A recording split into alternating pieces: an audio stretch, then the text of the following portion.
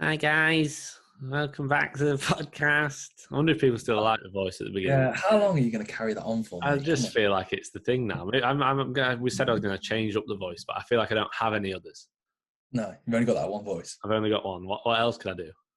Yeah, not got many talents, have we? We should do accents, but we Yeah. don't have many. So next week, people asking questions. Someone ask me an accent to do, and I'll try it. Good idea. Yeah. Good idea. That's Right. fine. Speaking of that, speaking of asking people things, or asking our audience, Yes. so the poll that I put on, do you like the would you rather / quickfire questions section of the pod?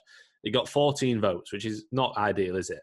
But I don't think 14 is that bad considering Spotify listeners in comparison to YouTube. mate, we get actually- quite a lot on Spotify. I had a look. Apparently, we get an average of like 400 and something on Spotify. Oh, that's quite cool. I didn't realise that. Yeah. So that's a very small percentage that have voted. But either way, it doesn't matter. Thank you for those that did vote. We do appreciate it. 79% said yes.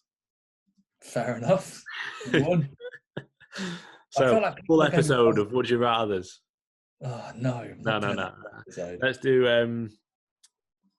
Have we got anything that we need to chat about before, and then we can do a few? Mate, didn't we do this last week? And we was going. We don't need to do it every week because what we're going to do, would you rather every week? Just would you rather? You know. Would you rather do Would You Rather or not?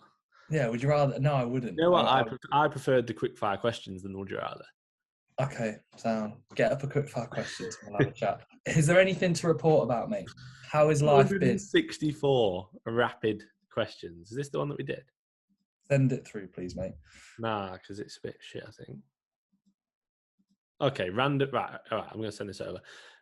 My week has been good. Thank you. Obviously, I'm dieting. Did I speak about the fact I'm dieting? I must have done it.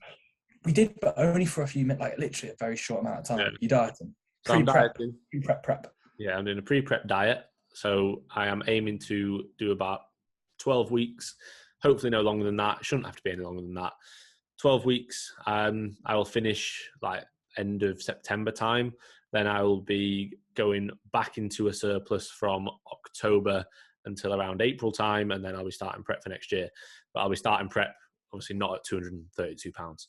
I'm looking to pull off about £40 from peak off season, so that'll get me down to 192-ish. So basically, I want to get like between 190, maybe mid 190s, 190 to £200.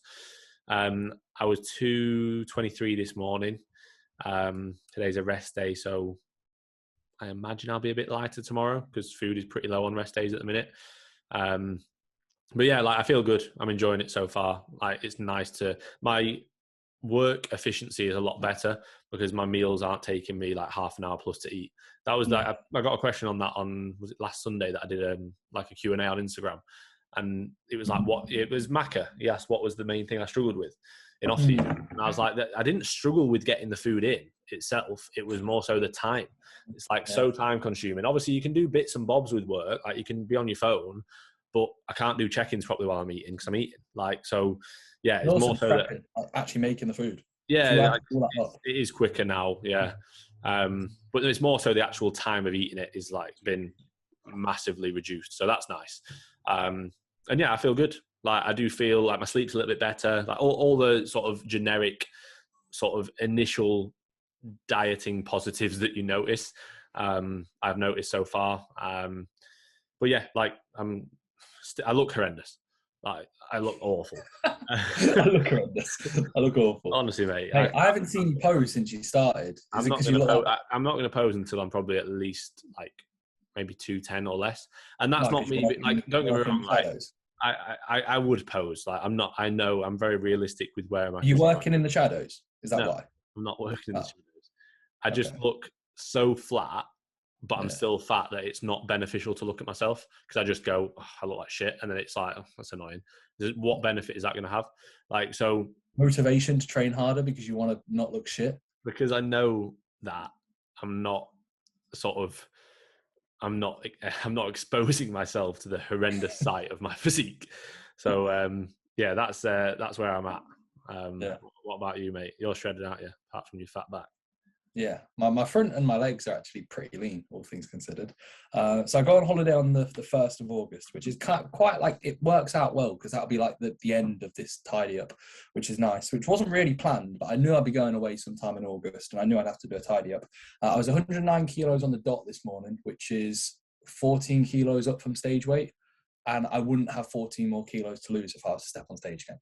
I'd have 20. I've actually regressed. I've lost muscle and gained body fat. You've decomped. Yeah, I've decomped, guys. But no, I'm quite happy with how I'm looking, to be fair. I'm at that point now where like every like pound, every half a kilo, etc., comes off, and I'm like, okay, cool. I can tell some things are changing. I'm 14 kilos, 15 kilos down from peak. I'm 9 kilos down from when I started the tidy up, which was about 4.5 weeks ago, if I'm not mistaken. So it's been relatively aggressive. Like, I didn't have the initial big drop that most people have because I was already down from peak body weight because I went on holiday, I had surgery, so food was pretty much non-training days. So I didn't have like a big chunk. So I had somewhat of a maintenance phase prior. So it was like, I didn't have that chunk. So I was so primed and so fresh to get after this. And therefore, that's why I had that maintenance phase. I'm just so good now. I'm in such a good spot. But no, in all seriousness, feel really good. Food's a lot. I dropped food on Wednesday, so yesterday, on training days. And I was actually hungry for the first time yesterday. Literally, I think like 260 carb now on training days, which is like the lowest it's been other than prep last year on training days, like for the longest amount of time I can remember. And then non-training days is like 150 carb, 50 fat, and then 250 protein. Cardio 6 times per week, so I've upped cardio. So my expenditure's high. I'm not eating a lot of food, but I still feel good. I feel a little bit more, like I've said the last couple of sessions, like I said on Monday, didn't I? I was like, I can feel like I'm in a deficit by like in the session, I actually feel a little bit tired. My body doesn't feel as snappy. But performance is still good, feel good. Everything's in a good spot. So another 2.5 weeks. If I can pull off another 3 to 4 kilos, I don't need to get any lower than 105, but I'd like to be in the 105s, 106s. That'd be a real good point where I'll be pretty much spot on from a condition standpoint that I would be happy with. I said yesterday, I don't need to be much leaner than I am now. Like, I'm quite lean from the front. My back's fat, but at the end of the day, I've got a holiday in 2.5 weeks. So I'm like, right, I'll pull off a little bit more. It gives me a bit of a better platform to then push up from. And if I can get back to 120 kilos in better condition, that'll be really good, because ideally I want to be about probably 101 to 102 on stage next year, but I don't want to really even set a bodyweight goal. I couldn't give a fuck. It depends on the look. So yeah. Any opinions from yourself, mate? You know, because I'm shredded now. Bar my back. No opinions, mate, other than we knew anyway, or at least we learned in prep that you store a shit ton more on your back. But it's all it's all a learning curve. It's all good sort of data points and feedback that we're going to have for what start of next year. You're going to start prep on January 1st. It depends on the shows, mate. It'll be January 1st. It depends on the fact that you're going to have a New Year's resolution of getting a pro car. Imagine New Year's resolution. Mate, did you see that? Oh, I didn't even announce. I'm now sponsored by CSN as well. You can't say that. You can't say that because I'm sponsored by someone else, and it was my podcast. It's a cross transfer of. It's a what would it be? It's a conflict of interest. It is a conflict of interest. Yeah, fair enough. So they do sound the same. CSN, CMP. Mate, I got a message today from a client. Well done on the CNS sponsorship. On the central nervous system. The central nervous system sponsorship, aka CMP and CSN combined. So yeah, just 3 letters, both begin with a C. Spot on. We're basically sponsored by the same guys. Yeah, that was announced yesterday. However, it had been like the last month. I was like, right, what's happening? So that was good to see that go through, which is cool. So CSN athlete, they said at the bottom, one of the best physiques in the country for men's physique. Yeah, definitely have to specify. Definitely have to specify men's physique, and they said supporting him for his pro card next year. So if I fucking don't get it, they're going to sack me after the first show. The contract. If you don't get your pro card, you're sacked. Yeah, exactly. And then you have to pay all the supplements we've given you and all the benefits. You should give us all the money. They start billing you everything. You're like, fucking hell. How many perform ways have I bought? Like, what has been said? Jesus Christ. So yeah, right. So that's that. Otherwise, life is good. Right, mate. There's deep rapid fire questions. Do you want to go to deep? Or do you want to... There's sections. It's quite cool. Should we go deep? Save this website because this is cool. I don't know how to save a website. Well, just make sure to keep it in the chat, which we will do. Yeah, let's go to deep, because deep is, it's never a bad thing. I really want to be deep with you right now with I these thought questions. we could do random rapid fire questions. Okay, I'm going deep. I choose I deep. don't want to be the only one I don't want to be giving and you're taking me being deep. No, but I don't want you to We be need so to both random. sacrifice this. Okay, let's meet in the middle. Now Funny? let's do deep. Okay, deep. Oh, no chance, because the first one is, what do you think the meaning of life is? That's No, not a but rapid no, fire but question. whose death hit you the hardest? Things like that. Yeah. Like, No, I'll just end up crying. Let's do okay, random. We'll do deep on another day. okay. Oh, mate, what stranger do you still think about sometimes? God, that's weird. Stranger. I What don't the think fuck? of any What strangers. strange? Yeah, like, what stranger? Like, oh, that guy at the gym. God, he looks so good. Right, come You on. know? But where is The where's random Ryan? ones are the second. Okay, we're doing two each. No, we'll just go bang, bang, bang, bang, bang, bang. I'll go first. I'll ask you first. Okay. What has been your favourite age so far? Oh, I don't know. 18, 19. Now I'm living my best life now, bro. But I liked the less responsibility and 2018 World Cup summer.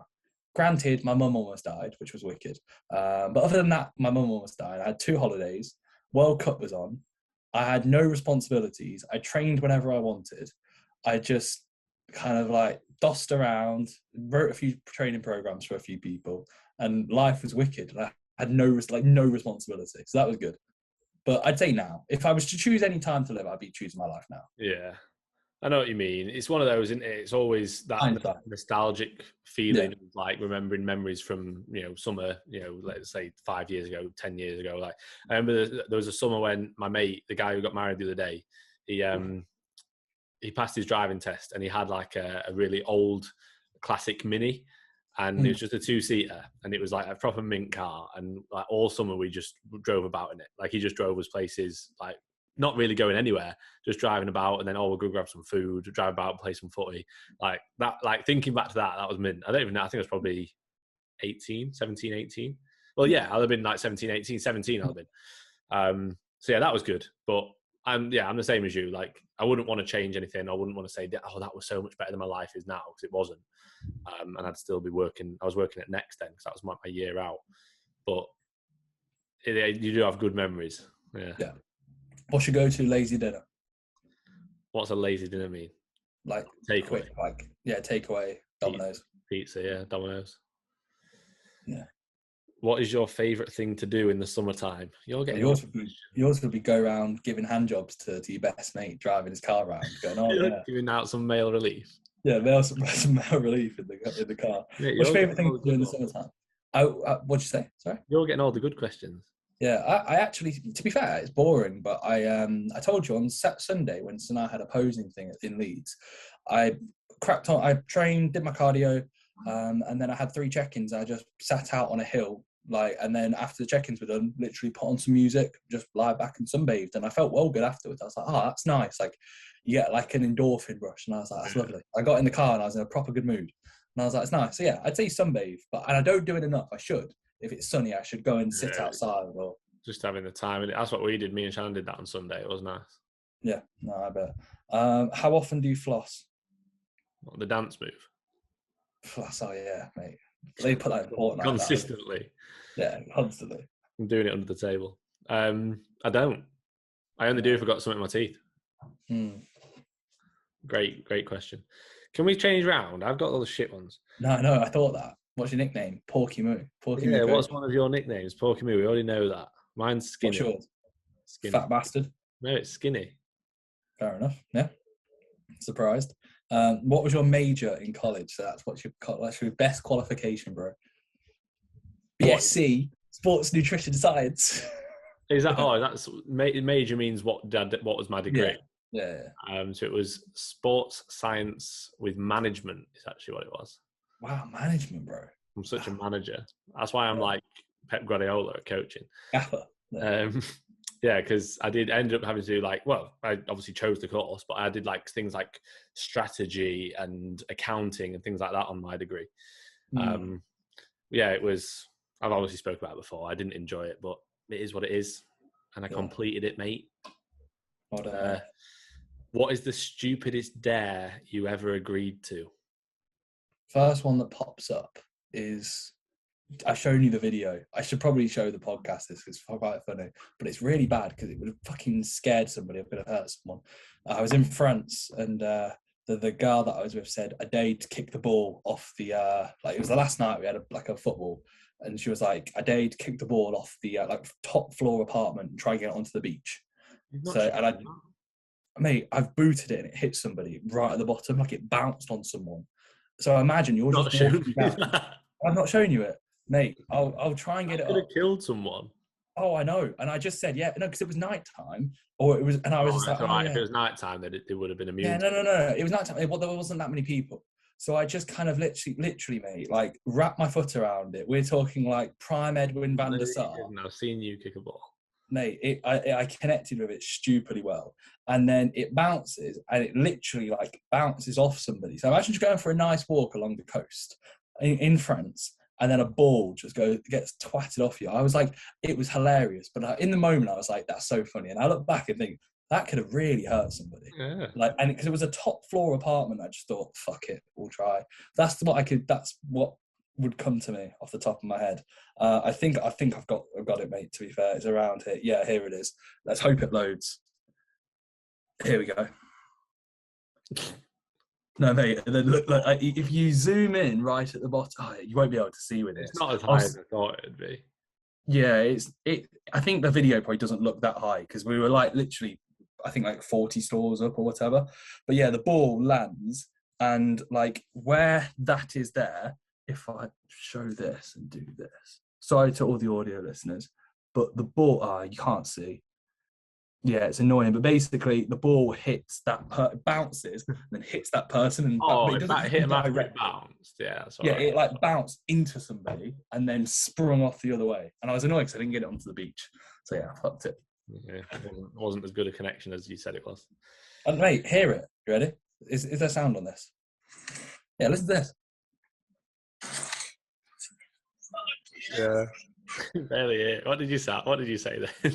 Fucking hell. Because I connected with it really well. So yeah, that's probably the stupidest dare, but I've probably done worse things. What about you? Any stupid dares? I don't think so. I've told 300 meg test Monday, dare you to do it, bro? I told you that story, didn't I, about knocking on the teacher's door and running off. Yeah. But I didn't actually do that. It was like my mates, but we all did it. But it wasn't like anybody dared anyone to do it. Yeah. I don't think I've ever done a dare, like, or at least anything like silly, like, or serious, because I was always that kid who was like, "You can dare me what the fuck you want. I don't give a shit. I'm not going to do it." It's like on the podcast now. You ask me any question, I don't give a fuck. I'm not going to answer your questions. Okay. So I'm such a shit podcast host. What item is worth spending more money on? Oh, so is that something that's undervalued? Like, I would spend more money on this? Yeah. fkphysiques coaching. Yeah, good answer, that, mate. That's actually a really good answer.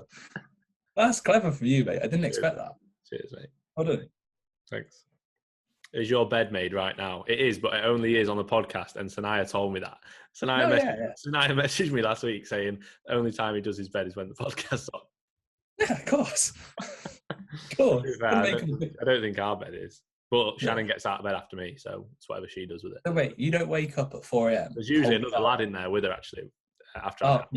Yeah, it makes sense. So you don't tuck him in. You wake up, cold shower, and then you have to make your bed. That's what a CEO. I watched like How to Be a CEO Millionaire on YouTube. I'm like halfway there. I get up, I do my cardio, then I have a hot shower because I just can't bottle a cold shower. Yeah. And then I actually go back to bed for 3 hours. Yeah. And then I just sit and twiddle my thumbs for the rest of the day. But because I got up early, I feel really productive. Yeah, that's wicked, mate. If you could afford any car, which one would you drive? Probably like a black BM M2. Oh, really? That's nice. Yeah, that's a nice car, that. Really, now, what would you? I know you're the least car focused ever individual, but what would you have if you could just pick a car? What would you want? I honestly, I wouldn't know. I'd have to look at cars and go, "Oh, that one looks nice." Like I'm not, like I say, I'm not like ever been that into cars. Is it like a Bugatti Veyron's a nice car, innit? I used to think that. I remember it's super watching car, remember watching Top Gear, and that was the fastest car, so that's cool. I quite like my dad's always had like Audis or like nice Mercedes growing up, like so I quite like those cars. I'd quite like a decent size, like I wouldn't want a Range Rover, I don't think, but that's just because I don't like the perception of a Range Rover. You know what I mean? How it's like, oh, if you've got money, you buy a Range Rover. That's what people do. I'd quite like a big Audi. What are they called? Is it a Q7? Yeah, the 4x4 one. But I'm not like, oh, I'd love that. Like it's like, oh, it's quite a nice car. I really couldn't say. I'm not that asked about. Like I say, I live for luxury. That's why I've got my Insignia. But like, I'm really not asked about like having a fast car. It just doesn't. It's never been like a big thing for me. No. I'm sure in the future, once me and Shannon get a house, like my next thing will be like, oh, cool, I'll get a nice car. Like probably anyway, or I'll actually probably look at investing into like us maybe getting a little gym. If it looks really dark, it's because Pete's filming me, guys, and he's blocking the light. Don't worry, it doesn't matter, Pete. I sounded like I was being a dickhead. I'm not. You can block the light if you want. For everybody, Pete's filming, so make sure you watch the YouTube video. This is a day in the life as a coach. No, this is the Once You're in Your Own podcast. No, the YouTube video is that. I know. Yeah, of course. Yeah, but this isn't. Come on, get it right. Let's see. I think was it me? Do you want to do a few more? Do you like 2 or 3 more? Yeah. Have you ever written a song for someone? No. Yeah, right. That's not what Sanaya says. Oh yeah, I sing so many songs to her. You beg her not to break up with you every night. Yeah, please don't leave. Please don't leave. What is the last craft you made? What's your last transformation? That's what it is. Oh, I had a sick transformation with client Tom. The last craft I made, probably, and this is like maybe 2 or 3 Christmases ago. Because we had Christmas at my sister's house, she got us all to make our own snowmen out of like white socks, and she showed us all how to do it and was like, oh yeah, you can make this and it's like an ornament. So me and Shannon did that. So probably 2-3 years ago was my last craft. What was your last craft, mate? Honestly, can't remember. You can't read all right, can you? So you've no chance you're making any crafts. Oh no, mate, my hands are useless. You know, they're just accessories at this point. They're just accessories for pulling and pushing movements. Yeah, exactly. Give your hands as hooks, as we tell our clients. yeah, literally. What is one thing you regret spending money on? Good question. Uni. Yeah. Simple answer. Yeah. And I don't, again, we always say like we don't live with regrets, but I do kind of wish that I'd not spent that amount of money on a degree that I didn't really need to be where I am. Yeah. Do you agree? I do agree. Was it your car? Because you're still paying the insurance of the fucking car. Agreeing, putting down a deposit without realising how much the insurance would be. Yeah, that was not the smartest move. Well, no, because I'd already done the insurance on what I knew it would be or thought it would be until it turned out it was over double. And I was like, sick. Can really afford this. so that would probably, no, it wouldn't be the car. Regret money, maybe uni. I enjoy uni, and it because it's such a big investment. It's a massive investment. I don't want to say for little gain, because a lot of people gain a lot from it, but I don't feel like we did really. Yeah, no, I agree. I'm trying to think off the top of my head what else I like bought that I was like, this is fucking pointless. Why did I buy this? But I've always been quite like, I never rushed into decisions. I've always been relatively mature with like my own cash. So like, I've never just thought, I have $1,000, I'm going to buy this. Like, I remember I wanted an Apple Watch for about 3 months, and I was like, right, am I actually going to want this? And admittedly, I haven't got it on. So maybe it was a waste of money. But when I prepped last year, I used it. And when I diet, I use it for my cardio. So I do use it. But like, I didn't rush into an Apple Watch because I knew it would potentially be a bit of a gimmick. And I was like, right, if I still want one in a month or 2, I'll get one. And I did. And it was a bit of a treat for me finishing uni. That's what I did. So yeah, it was like, right, finished uni, buy myself an Apple Watch, straight into prep. And that was it. Right, we'll do a few more. It's your one, isn't it? What movie do you enjoy quoting the most? I don't really know any. See, this would be a good one. TV shows. Yeah, I watch TV shows. So I'm trying to think off the top of my head if there's a TV show. Wire. Yeah. Even if I miss, I can't miss. Yeah, that's what you said. Yeah. And then you missed. I like that You saying. missed twice, didn't you? Yeah. Yeah. At least I actually hit one. So you just missed, and then I just missed your completely. prep got Big cancelled. swing and a miss. Yeah. Yeah. Swing and a miss. What's your favourite quote, mate? Come on. I quote Anchorman all the time. First one or second one? Usually the first one. Yeah. Step Brothers and Dodgeball, probably the three, because they're just films that I watched loads when I was younger. But mate, like you have to say what you quote. You can't just say the film. What movie do you enjoy quoting the most? No, but what sayings do you quote? Do you know any of the quotes? I know loads of the quotes, but I'm not going to just randomly quote them all now. Yeah, because you don't know them. So what kind of quotes? Come on, you went straight away. Good question. I know this. What quote? Right. I'll quote, "It's the pancake breakfast. We do it every month." That doesn't make any sense now, does it? But I'll quote it from Anchorman, the first one. Okay. Or I'll quote, "Because it's sterile and I like the taste," which, again, means nothing to you right now. But people who like Dodgeball will know what it means. So don't fucking question me. All right, this is my podcast. I could not kick you out right now and get Pete on instead. Yeah. Know your place. Okay, fair enough. Right, mate. I'll back down. We've got 3 minutes left of part one. So we'll do a couple more and then we'll do questions in part two, yeah? Yeah. Is it my one to you? Yeah. If you could be transformed into one animal, which one would you choose? Can we include humans as animals? I'd transform into Ronnie Coleman. Ronnie Coleman is a fucking animal. No, I would probably say a rhino. I'm sure we've said this before. Like, if you had to choose an animal to be, I'd choose a rhino because they're jacked, aren't they? About an eagle, top of the food chain, fly around. Yeah. Got a cool like caw noise. Is an eagle the top of the food chain though? I feel like a lion would absolutely annihilate an eagle. Yeah, but mate, an eagle ain't getting done by a lion. That's just going to fly away and be like, yeah.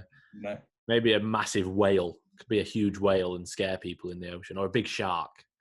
I'll be a great white shark and scare people, but not do anything. Just go, it's got you. My teeth. Yeah, that's fair enough. Yeah. Good one, mate. Have you ever gone viral online? Yeah, you have. Yeah, I'm really spit. I am viral. Come on. Yeah, I am. I'm constantly viral. Everyone knows me. Of course. Right. What dish do you cook best? Cream of rice. Same. Fuck off, no, you don't. No, to be fair, like back in the day, what did I used to cook? I used to like cooking. I used to make cheesecake when I did food tech at school. I used to like cooking pasta bake back in the day. You ever have pasta bake? Nope. No. What is it? Is it baked pasta?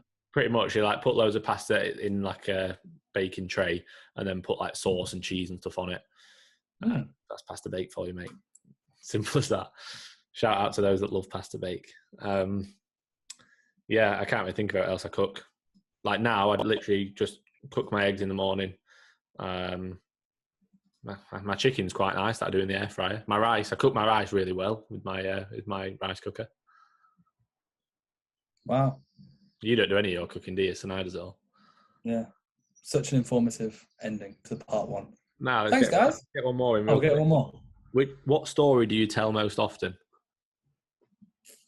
Deadlifted 300 kilos for 2.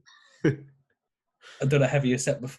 When someone says that's a strong weight. Yeah, every time someone compliments Reese's set, he goes, "Oh, I actually just did a heavier set." No, I didn't. I said it like once or twice when someone was like, "That's ridiculous load." I was like, "Mate, I did like a set heavier 2 minutes ago that you looked at, and now you decided to say it to me." Yeah. Come on. Yeah, I don't really know. I don't really say many stories over and over again. I don't really, because I only really talk to you, so they're not really like, you just say, "Mate, you told me this before." It's always times. Please stop. Yeah, please. I know this story. You know, have you got some major? Say that everybody's linked with Liverpool. Yeah, they actually are linked with Liverpool. Yeah, they actually are. Right, cool. We'll catch you guys in the second part. We'll go through some Q&A. No, some questions from listeners. Right, let's get into the questions. We do have some from last week still, so I'm just getting mine up. Have you got yours ready? I think so, yeah. I've got a few from last week, from the listener questions. Go on then. Perfect timing. So have a look. Right, so I don't know. Again, I always get confused with this because I never know how to, like, if we answered these. Advice for somebody, I don't think we answered this. Advice for someone who has lost the enjoyment of training. Bit of a sad question, a deep question. They've gone onto that website and gone, deep question. Yeah. I think a lot of the time that can be down to fatigue. Like, you're going to lose your enjoyment, like your immediate enjoyment. You're going to lose that a lot when you're just trashed. So take a few days off, see it as a little bit of a break, see it as a little bit of a reset, and then get back into the swing of things, see how you feel.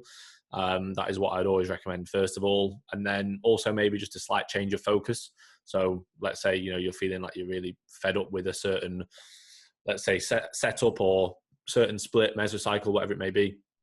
You could potentially have a slightly varied focus and think, right, let's have a sort of more sort of prioritized meso on this body part or these body parts, give you a little bit more to focus on. Let's maybe focus on improving your cardiovascular health a little bit more at the minute, and do a little bit more cardio. Or let's stepping away from bodybuilding. Let's just step away from bodybuilding, yeah. Like, maybe potentially go into a fat loss phase, because sometimes it can be a case where people push and push and push in off season and get a little bit unhappy about it and get a little bit fed up. And often, that alongside appetite, they would generally be the two main reasons that people will actually stop a gaining phase, is because they're not enjoying it anymore, they're not liking how they look, and or the appetite is in the bin. So yeah, there's a few things there, but I'd also say, like, enjoyment is a massive aspect of it. Obviously, you want to enjoy it, you want to enjoy every day, but you're also going to have times that you just don't enjoy it as much. And there's nothing wrong with that. Like, imagine in a contest prep, you're not going to love it towards the end. It's fucking horrible. Yeah, that's part of it. Yeah, likewise, in a gaining phase, you're probably not going to love it when you're eating a lot of food all the time. But, again, that's part of growing. Like, it's part of pushing yourself to the extreme. And a lot of people don't like it and maybe can't handle it to the extremes at times. But bodybuilding is an extreme sport. You've got to understand that as much as enjoyment is key, like, I don't want to say, it's not important. Of course it's important, because you're not going to progress very well if you hate what you're doing every day. But also, you're going to have to understand that might be times of things that you might not enjoy. Yeah, I have clients doing some exercises that they're like, I really hate this, but I know that it's working. I know that it's productive, but it's just really hard. It's like, yeah, you're going to hate hard work a lot of the time. It's fucking difficult. That's why it's hard work. But yeah, you've almost got to see that as, try and twist it and see it almost more of a bit of a positive. And I had a client today who was saying he's struggling a little bit with his diet, sort of starting to feel like he's, basically just feeling a bit fatigued from dieting. And I was like, right, cool, we'll have a deload. But I said, also just try and think of the positive in that a lot of people can't do this. A lot of people struggle. A lot of people will just throw the towel in. Like, so actually try and see it as a positive that you are doing it and you're cracking on and you're going to complete it, kind of thing. Try and sort of almost gain some motivation and some enjoyment from that. Yeah, no, I said the exact same, like word for word, bar for bar, like just line for line this morning. You copied everything, mate. You copied my entire flow. Soldier Boy 2016, that's a video that he said, something like that. But yeah, basically, mate, like literally I had the same. I gave a client a new trainer meso who, he didn't need one. Like, he'd done it for like 26 weeks, but it was just getting a bit sloppy. I could tell, like, exercise progression stalled, not directly off, let's say just in maxing things out. I could just tell he was a bit, his check-in would be like, yeah, training's fine. And I was like, mate, come on, let's have a bit something different. I made a few changes and he was like, oh, mate, training's been really enjoyable, progressed on everything, like, and he was like, really enjoying it. And I said to him, that's why, like, not all the time it's going to be optimal, but you have to understand that, like, the application kind of goes alongside the enjoyment for a lot of individuals, especially lifestyle individuals. So to apply yourself to the best of your ability, having some enjoyment there is going to be key. But I also said the exact same regarding exercises. And, like, let's say when it comes to where you are in a diet or a fat loss phase, gaining phase, whatever, like, you're going to have positions where you don't enjoy it, but you almost have to find that balance. So yeah, we didn't give a sarcastic answer, Dylan, because I'm surprised Finn didn't just say, just stop training. Don't enjoy it, stop training. But it's a sad question, because, like, I bet there's a part of him that really wants to train, and he's like, this is what I want to do. So and then there's a part of him that's like, I'm not even enjoying this. So yeah, some variance is what I'd say. Take a bit of time off, understand that you're not always going to enjoy it, and Finn pretty much answered everything else. So yeah, good answer, mate.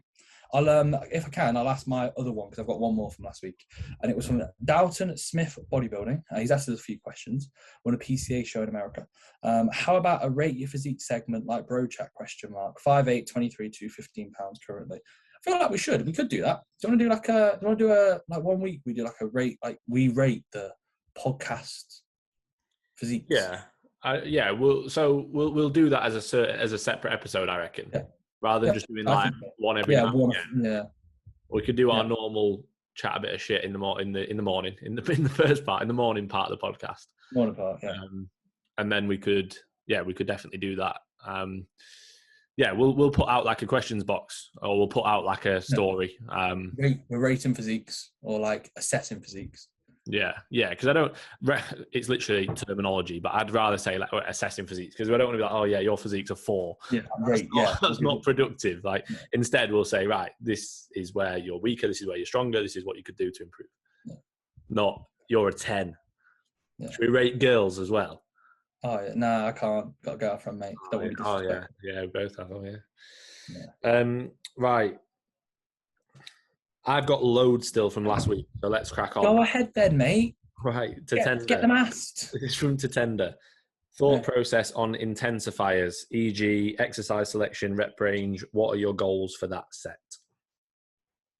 So it depends on the individual. They're not needed. You can get a lot out of just a top set, back off set, off 3 sets, off 4 sets, etc. Intensifiers, I like to kind of utilize them as positions to get a little bit more out of a specific exercise within like a certain amount of time allocated to that kind of exercise, or potentially just that kind of time spent, let's say, in that moment of fatiguing the actual muscle group that we're trying to train.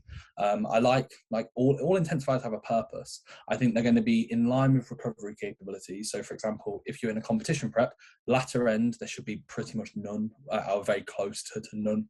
I think in a gaining phase, when you're fatter, obviously, you can most likely handle a little bit more, and it's literally just to kind of push up the demands of what you're actually doing within that exercise. So rest pauses, drop sets, cluster sets, like just something to kind of create a bit more of a metabolic challenge. And like I said, in that intra-set moment, like a little bit more challenge. I like the idea of them, but it's not where you have to do them.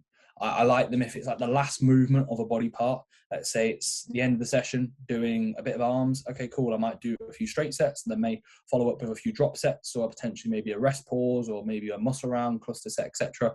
But I wouldn't be doing them right at the start. Like my first press, I'm not going to be doing a triple rest pause on my first press of the session, because after that, my pressing musculature is going to be smoked. So it's almost about where to place them in the session. They don't want to be invasive towards other exercises, unless obviously it wouldn't even want to be invasive at all, really. And I think there's a lot of application to them, but I think the vast majority of individuals can overthink and put too many in, and you don't need them. So they're not essential, but they can be beneficial to utilize as tools. Yeah, the only reason I would have a decent amount in is when people like are generally stuck for time. So if people have got time constraints where they can only train like 45 minutes to an hour, something like that, I'll utilize them quite a lot. But otherwise, like you say, towards the end of sessions, maybe here and there, just to add a little bit more volume without it being too time consuming. But yeah, good answer, mate. Next one is JP MVMT, which is Jack, my client, the guy that you messaged me saying he looks good. So shout out to Jack. Importance of things outside bodybuilding for success in bodybuilding. He's put in brackets prep and bulk, and he's put job, relationships, routine. Yeah, it's good. I'd say that would all boil down to structure outside of what you're doing within bodybuilding. Like say, so if you were to look at your ability to bodybuild, your work, relationships, etc. I'm not going to say should all be set up, because unfortunately not everybody can do that. But having the structure is going to be key elsewhere, like other than just directly going to the gym. So knowing what times you can eat, knowing what times you're going to prep your meals, knowing what times you're spending with a loved one, etc. Things like this that, again, it can sound like you're being picky, but the likelihood of if that's not in line, missing a meal, missing steps, sleeping horrendously, getting to the gym at different times every day. Again, these things are going to happen for the vast majority of individuals, which is unfortunate if you are trying to be as optimal as possible. But it is kind of one of those situations where structure outside is probably the one thing that is so important. Yeah, it's like, obviously we'll say it all the time, like structure and routine, I say this to my clients all the time, are probably the two most important things to actually succeed in bodybuilding or physique development. That's not to say that you shouldn't have hobbies or anything outside of bodybuilding. It's how you actually structure your life around the bodybuilding side of things. So like for us, like for example, on a Sunday, like I know obviously we both work, and I know you have like a little bit more work on a Sunday, but like on a Sunday, like say on a Sunday afternoon on a Sunday evening, like if you and Sanaya want to do something, you know that you can do it, but you're not going to do it on a Tuesday at 3 p.m. because you know you're training legs. Yeah. So it's just knowing what your routine is and working around that. And you know, I've had multiple jobs in the past where I had to still train around them. Like I've not always been in a position where I can train when I want to train. Like, you know, it is more difficult, obviously, but it's definitely manageable. You just have to work around it and go, right, okay, I work, let's say 6 a.m. till 2 p.m. So ideally I don't want to get up earlier than 3 and train. So I'm going to just train after work. I'll train straight from work. Like, so it's just sort of structuring everything around it. And yeah, like it is obviously important. But I wouldn't say like, oh, somebody who's, let's say, got a job where they can train whenever they want versus somebody who has to train around work is going to make so much more progress because they could still have a horrendous routine. Yeah. So if you've got a better routine, even though, and I say this as well to people, I say like people have got different sort of scenarios, but it's how you manage that scenario. So like you could have a really, really stressful scenario and be managing it perfectly. So you're not really stressed. Yeah. Whereas you could have somebody who's not really got that much of a stressful environment or scenario, but they're managing it horrendously and they're really stressed. So it's not about just what your environment or your scenario is. It's about how you actually manage it. Yeah. That last point's a good one. I have some clients and they'll be like, mate, my stress is so high. They'll tell me.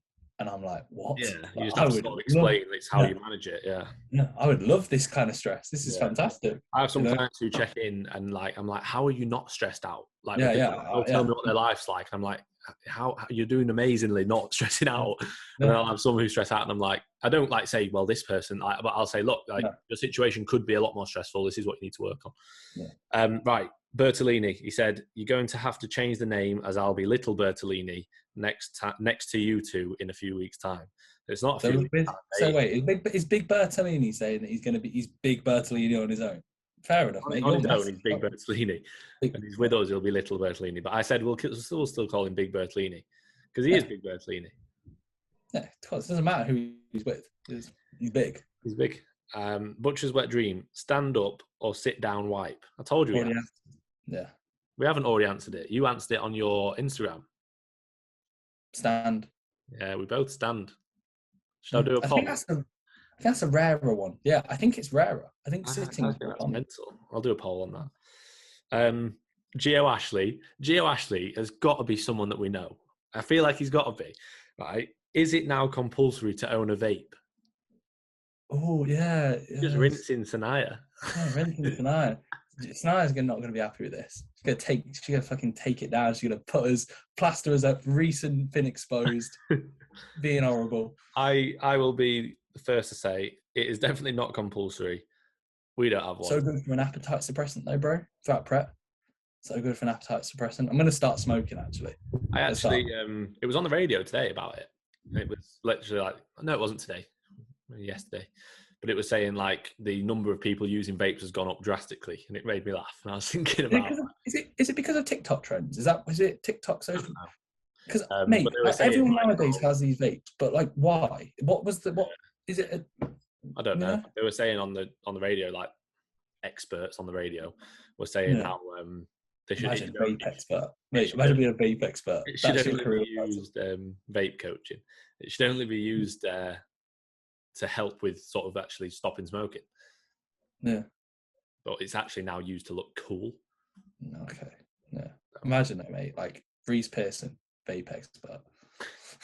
Such a Mr. Reese Pearson, a vape expert. No, it didn't say that. It was just somebody. Archie Keogh has asked me. Yeah. So he's asked me, he's just put Josh C. Fit biggest fan? Question marks. You know Josh, my client. He's just put biggest fan.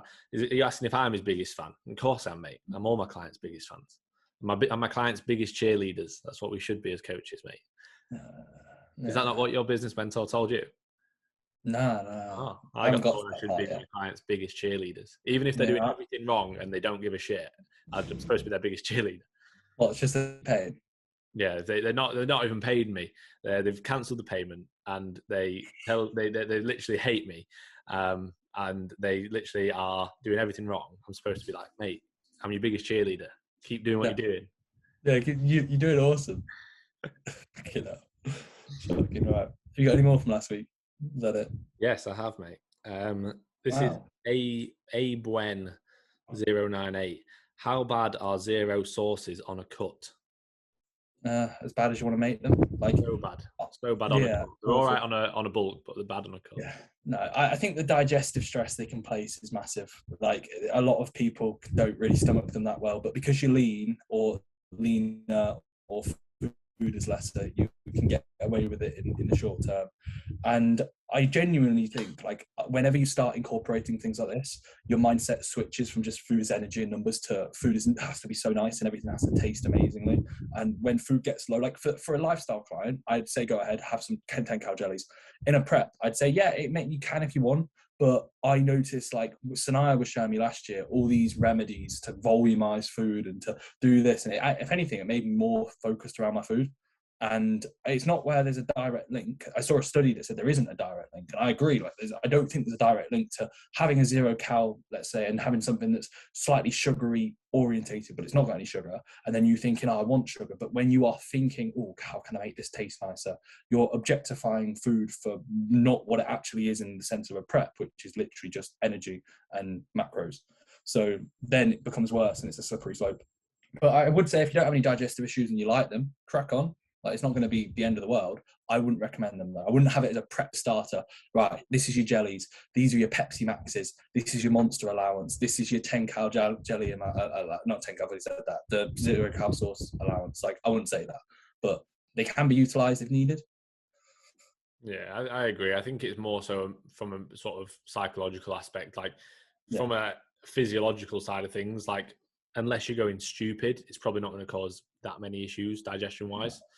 But it's more so the psychological impact that it's going to have, where, like you say, it becomes a little bit obsessive, and you're sort of trying to, find a new one and having more of it because it's 0 calorie or it's really low calorie, so it doesn't matter.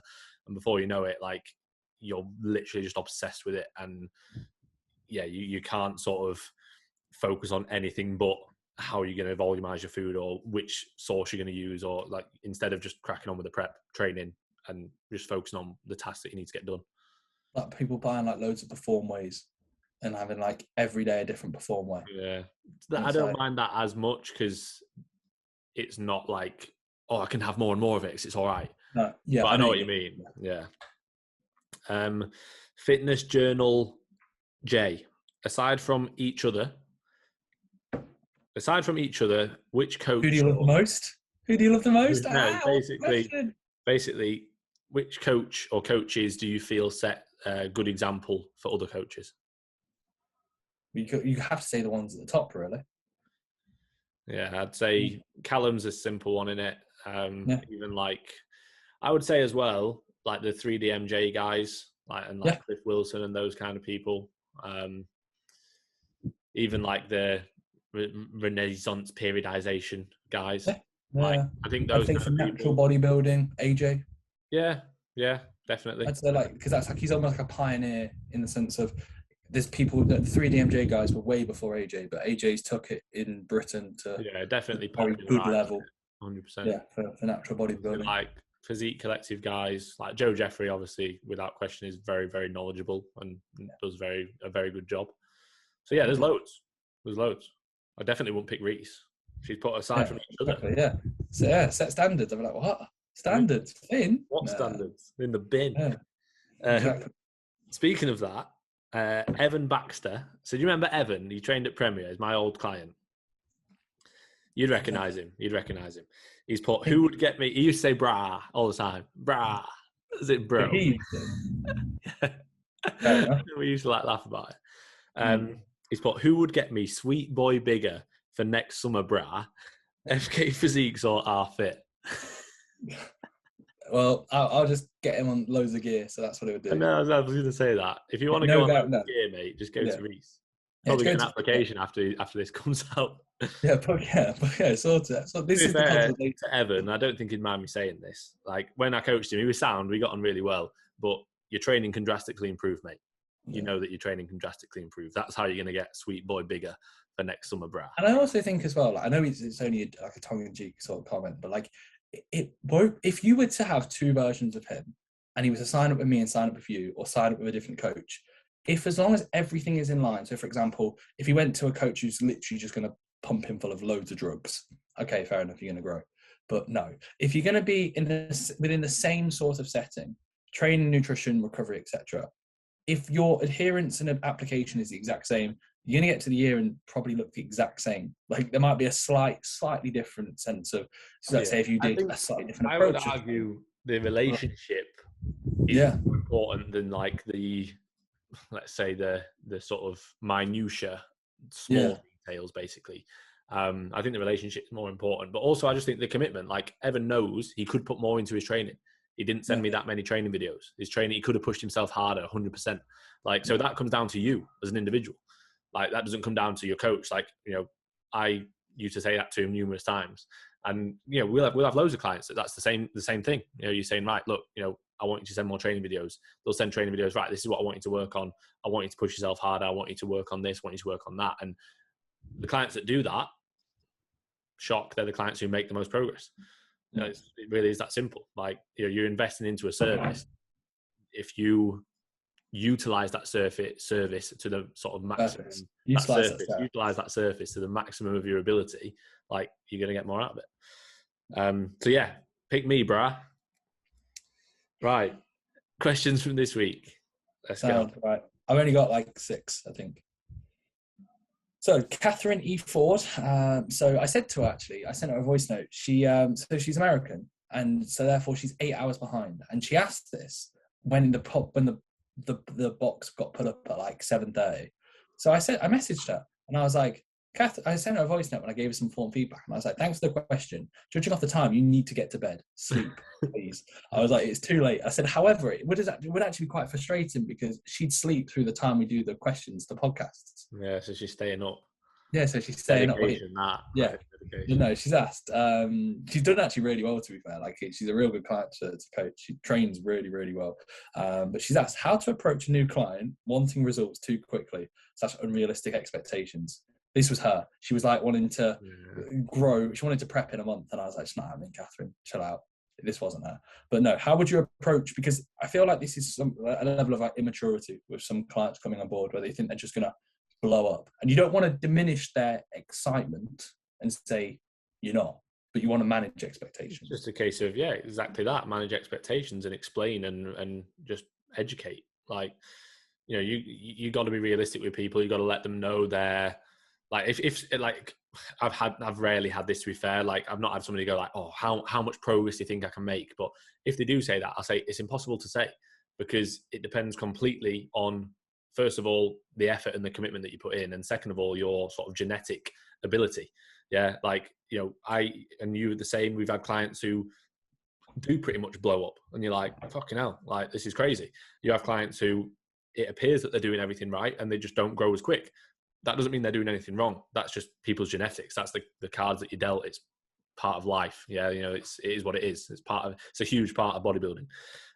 So yeah, just educate people, let them know that also there is pretty much a direct correlation between the effort that you put in and the results that you get for you, not compared to someone else, but for you as an individual. So the more effort that you put in, generally the more results you're going to get. And that, you know, that can get misconstrued where to the point where someone might be like, oh, that means more cardio, means more steps, that means more training, you know, more volume. No, like, you know, in terms of the amount of effort and commitment that you put in based on what you should be doing, like, there is a direct correlation. And, you know, that is just basics. It's not rocket science. Yeah, the more effort that you put in, the more you get out. It's simple. Yeah, obviously that's going to be the case. So explaining that as well, I think, is important. But also, I say, just, you know, getting them to understand that everybody's different. Just focus on you and your own progress, not worrying about anyone else, how they're doing or what sebum looks like, and comparing yourself to sebum. Like, just focus on you and wait, what? Do the best you can. I put comparison photos up next to sebum, and then I have sebum as my lock screen. Oh dear. Come on. Yeah. Surprised you don't have Ryan Terry. Yeah, nah, because I'd look at him every day and be like, I'm better than you. So much better than Ryan Terry. Right, your one, mate. So this is from Mackenzie. She says, hi guys, hope you're doing well. Loving the content as always. Thank you, Mackenzie. Do you find the further you go into the off season that you're more injury prone as you start to increase weight training? If anything, it's probably the opposite. Like, you're going to be in a more compromised position when body fat levels are lower, general sort of kind of, let's say, water retention, like just sort of joints. You're going to have a little bit less of a pad around, whether that is, let's say, fluid or body fat. And you will also have that ego, well, I have, and most people have when you train for a lot of time, where when you get leaner and leverages change and you start to become less stable, instead of potentially changing something, like, I feel like we're better now, but in previous years we probably just go, nah, I'm going to grind through, I'm going to carry on, and then that usually leads to potentially that injury risk heightening. But I would say that, like, in a gaining phase or a fat loss phase, whatever, it doesn't really make a difference. The injuries that you accumulate are mostly repetitive, kind of chronic sorts of issues. If an acute injury occurs, I'm not going to say it's because you're being an idiot, but most of the time it actually probably is. And it's where, like, you've done something, you've got a bit too heavy, you've done an exercise that you haven't done in ages, and you've put too much load on. You've gone into a passive range of motion that just isn't suitable to you as an individual. You chose an exercise that doesn't suit, whatever it is. Where the vast majority of injuries that, like, I'll accumulate, Finn will accumulate, will most likely be like repetitive overuse of doing the same sort of stuff over and over and over and over and over again, week on week on week. And it's a different sort of feel. In a gaining phase, your sessions are so demanding, but your recovery capabilities are really good. But like joints, tendons, etc., things like this can definitely take a bit of a beating, but it's on top of you to stay on top of that. So yeah, I'm not going to say, like, when you get really fat, your injury risk heightens. If anything, it's the same, but like other variables can push you one way or the other. So yeah. Cool. Good answer. Cheers, mate. Right. How do you relax yourself when stressed out? Speak to Shannon. Good answer, that, mate. Focus on my breathing, maybe go on a walk. But yeah, speaking to people, I always say this to clients, like, communicate. And even with me, like, 'cause obviously a lot of people don't have someone to communicate with, which is, like, fine. Like, I'm more than happy for my clients to vent to me if they've got an issue or something like that. So yeah, I think communication is important. Like, we'll have things that might stress us out, and then we'll chat about it, and we'll be like, oh, I feel a bit better, or not necessarily, you don't even need to come up with a solution. There's not always a solution. More often than not, there probably isn't a solution. So in that case, don't stress. If there's no solution, you can't change it, don't stress. So yeah, communicate about it, focus on your breathing, go on a walk, get some fresh air, and again, just sort of assess, can you change it? Yes, cool, change it. Can you not? No, cool, you can't change it, don't stress. Sound? What about you? Hey, you're getting good at these questions, to be fair. Getting good. Like, these answers, mate, top tier. Yes, mate. Fucking wicked episode, this. Yeah, no, I agree. I think the talking part's rare, mate, especially for a male. I don't think there's many people that can talk. Like, I'm the same. I always talk, but I'll talk to you, talk to my mum, talk to Sanaya, and like, I'll have that kind of feedback. And I think it's a big part of, like, actually getting over things. Unfortunately, people bottle stuff up and they don't talk about it, and they let it out, or they then internalize it and it becomes worse. When in reality, the vast majority of times, talk about it, get off your phone is one thing I try and say. Like, get away and go for a walk, leave your phone at home, whatever it is, or listen to some music, chill out, do things that you're going to enjoy for yourself.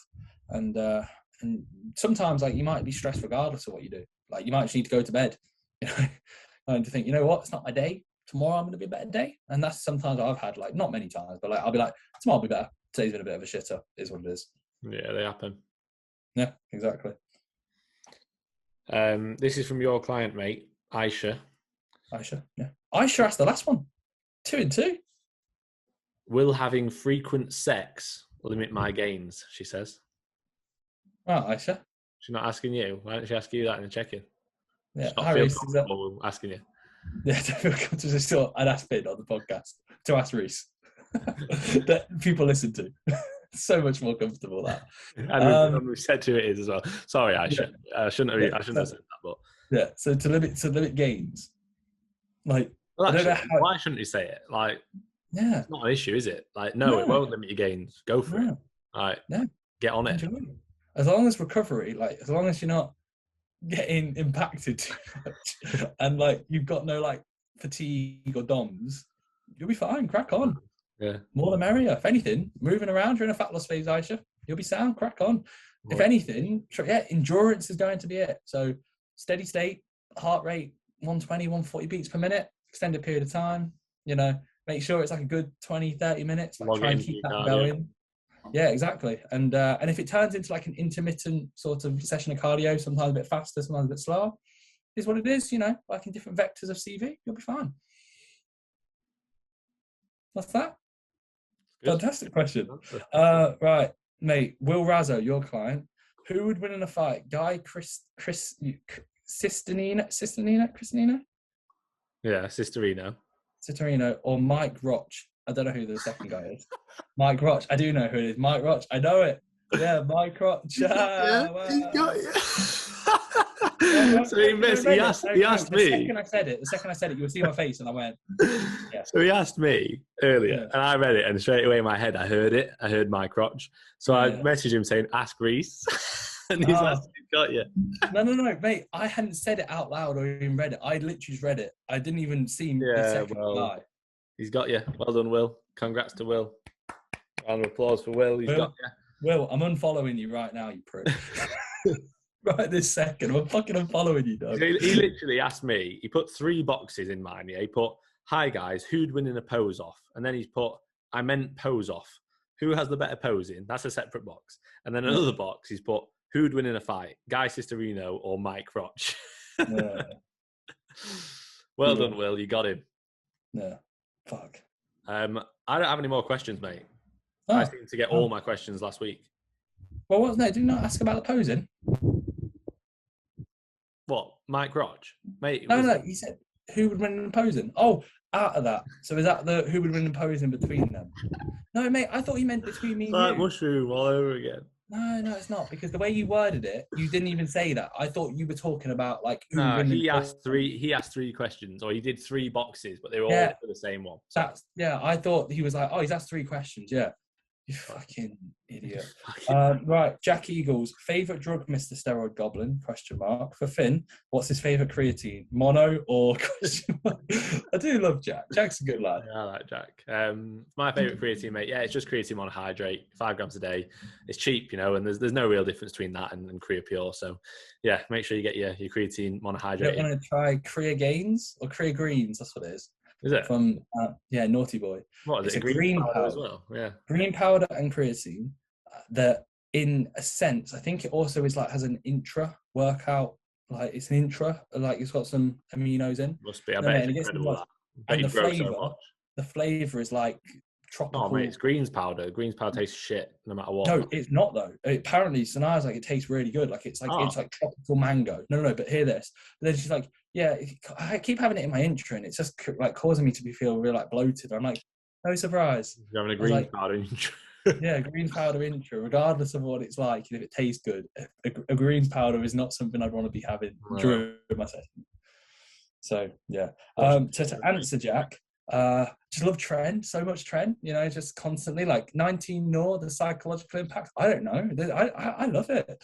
I actually got in a conversation with a guy on the weekend when I was at the FitX show, and he was literally like, I love the feeling of being on Trend. I just love it. And I was like, these are the conversations I really don't want to be in. So I was just like, yeah, it sounds great, mate. Sounds great. In the back of my mind, I'm like, what the fuck? It's like, it's stupid. I'd probably say we could say normal test or something like Primo, something that's non-invasive. You can't really tell, not too aggressive. To be fair, Jack, my compound history is about probably about 5 things I've used. I don't really know, and I don't like the fact of trying to say, I experiment with this, I try that, because it just gets into a slippery slope where we've heard people say you can only feel Trend. Yeah, and I think the whole sort of even like I said to you yesterday, like the whole experimentation thing, like you say, it easily becomes, I'll just add more in, I'll just try something else, and before you know it, you're taking loads of shit that you don't need to be doing just because you want to. And also, if you actually look at the molecules, how they work in action, how they work in synergy with each other, it's relatively simple. You take something and it pumps up, let's say, protein excretion, or it pumps up your total androgen load. Yes, there's some potential psychological or physical kind of differences and variances, but for the vast majority, you're not going to be like, oh yeah, I can tell that nandrolone's in.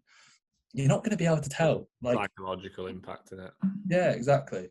And they say nandrolone's are 19 Nor, so you could argue there is going to be some change mentally, but it's one of those kind of things. Like, again, I know he's only joking, but yeah, something that's probably non-invasive. Metformin, bro. That's what we'll go with. Metformin. Yeah. Finn Kelly coach, why are you still fat? Cheers, mate. Have I got that? Yeah. You was like, Who the fuck's this guy? Big Gully Coach. Then we've got 2 questions to finish on, which is good. Bev's book. What are indicators that you're beyond your MRV? Minimum or MRV, minimum maximum recoverable volume.